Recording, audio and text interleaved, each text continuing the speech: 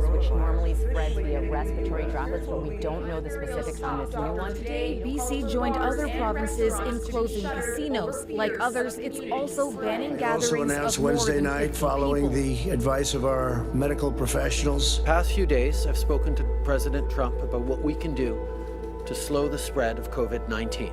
This is not forever, but it is important for now and for the foreseeable future. I do believe.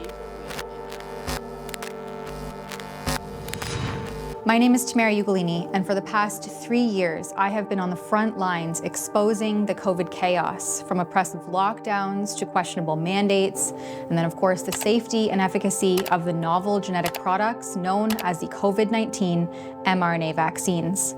It's become clear that a biomedical authoritarian future is looming, shaped by intrusive legislation and shadowy organizations manipulating both our governments and our thoughts. If you could do lockdowns again, would you do that? And it's only made possible through continued censorship of expression, social media control, and aggressive policing of speech. It all came to a head in 2020 when the world was shuttered and incessant COVID messaging made its way into our homes through our television screens, our cell phones, radios, and even the grocery store overhead loudspeakers. It was straight out of Orwell's dystopian depictions in his novel 1984, the use of surveillance and propaganda to ensure total compliance with the Public Health Party. Every single vaccine available in Canada has been approved by Health Canada as being both safe and effective. Elected officials deflected to the purported health authorities, and censorship became commonplace, while dissent against suppressive measures imposed harshly was deemed justified despite a clear lack of evidence-based science being used to implement them.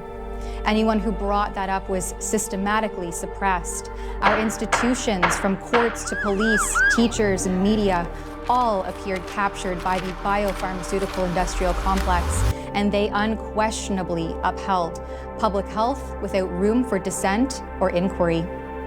The media controlled the flow of information, and anyone who so much as questioned the narrative had their careers, their livelihoods, and their characters destroyed by smear merchants whose stranglehold on the narrative remained unwavering. But a resistance grew, and some were able to see through the pervasive behavior modification techniques and industrial strength mind control that was engulfing our daily lives. They asked relevant and logical questions. Where did all of this start? How did trusting the science replace the age-old adage of scientific inquiry and curiosity? Why weren't we allowed to question the proportionality of the response? And where do we go from here?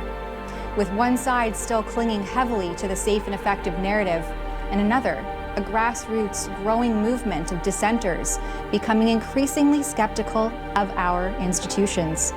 Join me on a journey to Baddeck, Nova Scotia, where hundreds of medical professionals and concerned citizens gathered to ask these critical questions and challenge medical taboos.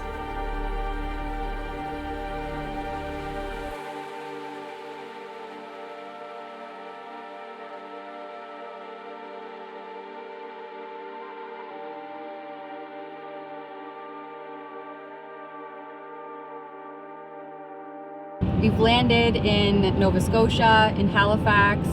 We're driving for the next few hours to bring you exclusive coverage of this 3-day doctor medical professional conference.